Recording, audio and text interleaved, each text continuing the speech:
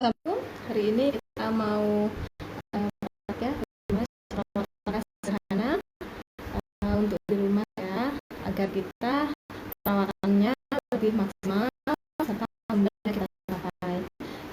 Saat ini saya mau akan mulai bagaimana caranya. Dan ini kondisi kaki ini adalah ya hanya mempraktekkan saja seperti apa prosesnya ya. Kita mau praktek cara perawatan luka modern. Yang pertama kita sebelumnya sudah komunikasi dengan pasien, dengan seseorang yang memiliki luka dan lakukan persetujuan.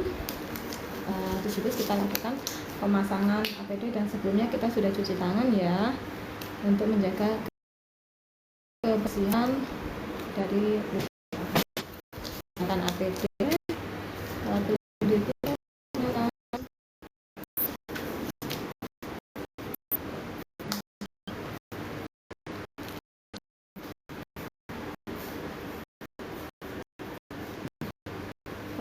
Kita gunakan untuk awasi agar air cucian itu tidak kemana-mana ya. Contohkan lukanya itu ada di sebelah sini ya, di punggung kaki di sini ya. Kita contohkan di sini lukanya, misalkan di sini. Ini hanya contoh ya, dan ini tidak ada lukanya, kondisi kaki lagi sehat. Oke. Setelah itu kita tahu nih kondisi lukanya di sini. Kita menggunakan prinsip time ya. Time itu tisu atau mengangkat. Jadi teknik time kita dan cara kita cuci. Baik, kita mulai ya untuk cara pencuciannya. Kita menggunakan cairan ya, cairan sodium klorida ya, 0,9%. Kita buka dulu.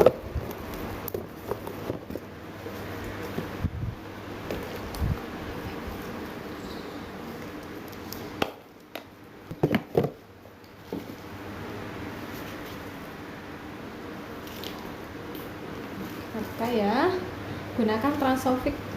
Ada yang pernah lihat ini Transofik ya? Transofik ini, ada yang pernah lihat ini Transofik ya? Transofik ini digunakan untuk membantu mengeluarkan cairannya, tepat sasaran airnya ya. Keluarnya juga tidak terlalu banyak, maksimal juga. Nah, terus bagaimana selanjutnya? Setelah kita tahu lukanya di sini, kita tisu atau angkat dengan cara pencucian. Baik, kita langsung praktekin ya. Tuh, langsung guyurin dengan air.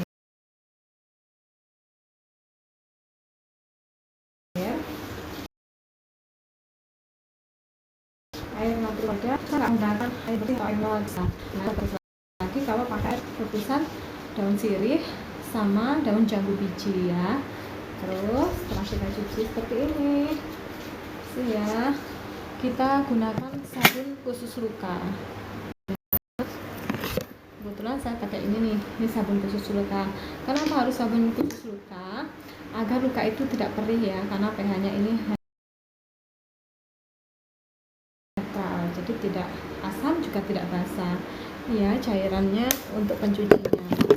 Oke, langsung kita cuci area sini dulu, luka dulu ya. Setelah kita cuci, bersihkan.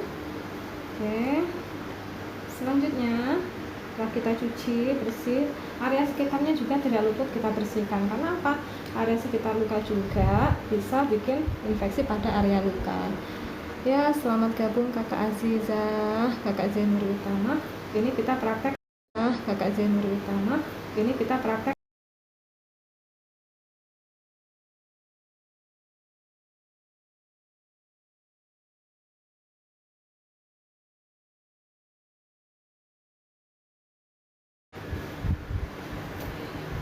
lanjut. Setelah kita cuci bersih, halo selamat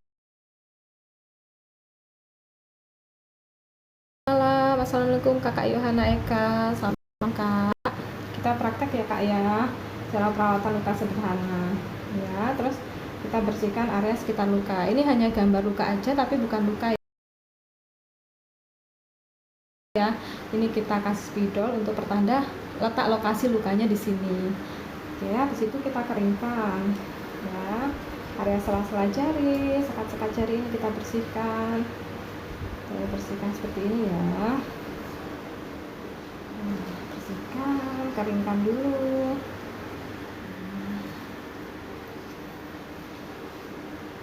Oke, selanjutnya teknik T tadi ya.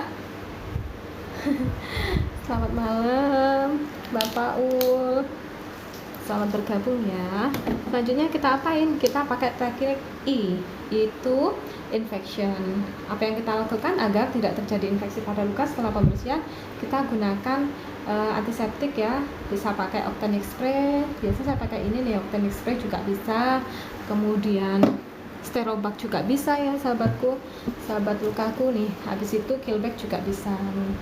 Wound irrigationnya saya pakai Killback. Ini juga wangi ya produknya. Nah, gimana caranya? Kalau yang ini kita langsung spray ya, kita langsung semprot. Oh, terima kasih Kakak Paul menyukai live-ku ya. Mudah-mudahan nanti bisa pakai ya untuk keluarga di rumah. Ini langsung spray aja di bagian luka. Kayak gini kita tunggu 1 menit ya, agar kumannya tidak aktif. Kita gunakan ini seperti apa caranya? Kita bisa kompres ya. Nah, caranya tuh, kita siapin kasa steril, kita taruh di area luka, terus kita kerasin. Nah, kita tunggu ya, agar apa? Kumannya tidak aktif di sana. Oke.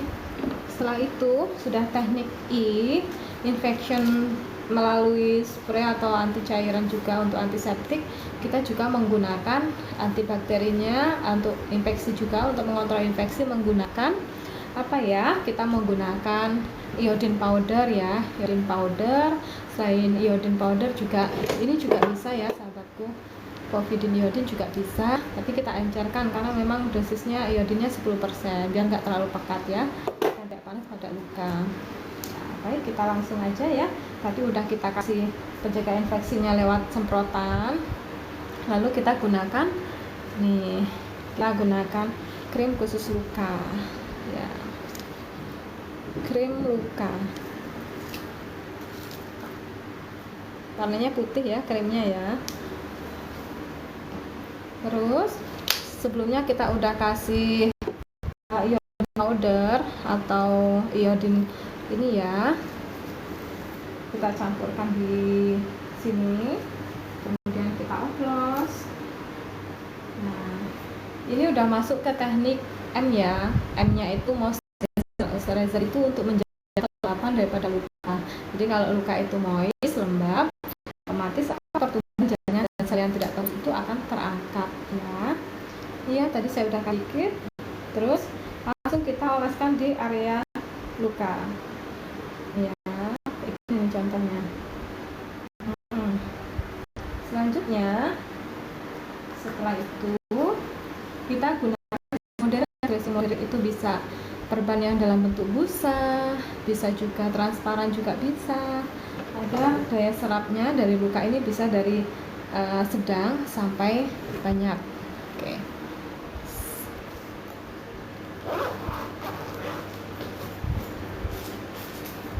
Ya, saya kebetulan siapkan perban ini foam dressing ya, bisa dilihat perbannya bentuknya seperti busa ya, busanya lembut seperti ini nih. Baru kita tempelkan ke sini. Oke, bagus. Gimana nih Kak kalau nanti geser-geser? Jangan sampai geser, kita lakukan fiksasi atau penempelan menggunakan plester. Selain itu juga kita bisa pakai moisturizer untuk melembabkannya, kita menggunakan produk Intransit Gel juga bisa ya. Nih. Oke, lalu kita plester fiksasi agar tidak pindah posisi saat pasien melakukan mobilisasi pergerakan. Kita lanjut fiksasi lukanya.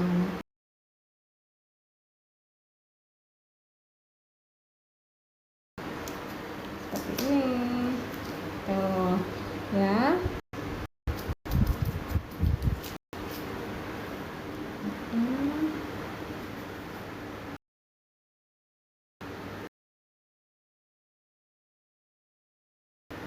Oke, kita udah masuk ke teknik tadi yang moisturizer sudah, melembabkannya sudah. Lanjut kita lakukan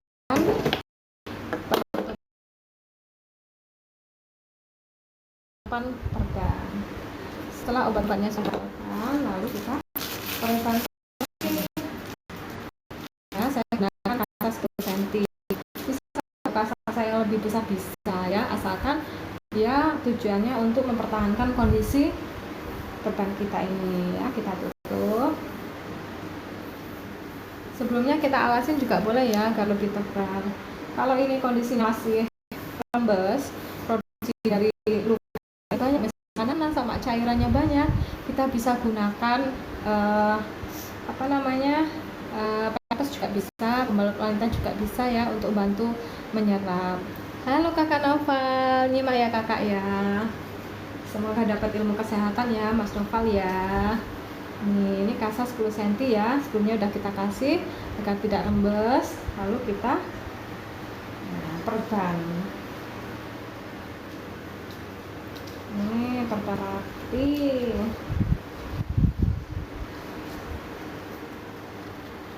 Oke, kita perban rapi. Untuk memperindah estetika pada luka, kita bisa gunakan halo, assalamualaikum Kakak Sela, selamat malam. Masih simak ya, luar biasa hari ini. Semoga selalu diberi kesehatan. Kita gunakan perban kohesi bandage juga bisa, elastis bandage juga boleh. Agar apa?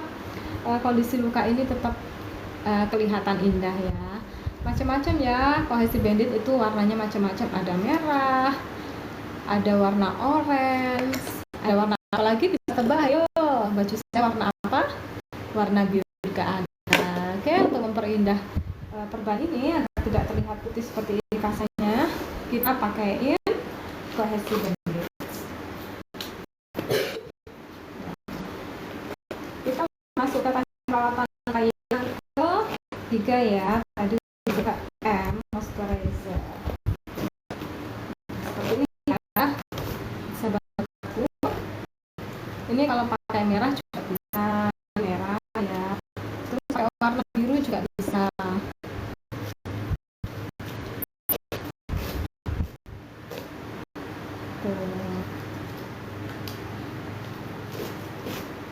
Ini perawatan lukanya gampang ya. Kalau di rumah ada keluarga yang membutuhkan untuk perawatan luka, kita pasti siap. Nah, ini kebetulan perawatan lukanya daerah kita Aku Timur. Dan nanti kalau di rumah sahabat mau belajar lagi boleh, silahkan. Mau tanya-tanya silahkan ya sahabatku. Nah, setelah itu lanjut ke teknik ke E ya. Kita lakukan edukasi ke pasien. Kita beri informasi ya sahabatku, apa saja. Halo, assalamualaikum. Apa saja. Halo, assalamualaikum. Nah, jadi makanan apa si luka bisa tumbuh kembali jaringannya ya. Kita beri informasi, bisa kita kasih tahu nih harus konsumsi banyak protein terutama ya. Oke sahabatku, kalaupun ada penyakit penyerta misalkan kadar gula, tetap harus konsultasi dengan dokter penyakit dalam. Gunakan obat-obat kadar gula ya, jangan lupa ya. Habis itu lakukan pengontrolan gula setelah makanan agar tidak tinggi kadar gulanya. Oke sahabatku, perawatan luka hari ini sudah selesai. Alhamdulillah, mudah-mudahan untuk kita semua. Wassalamualaikum.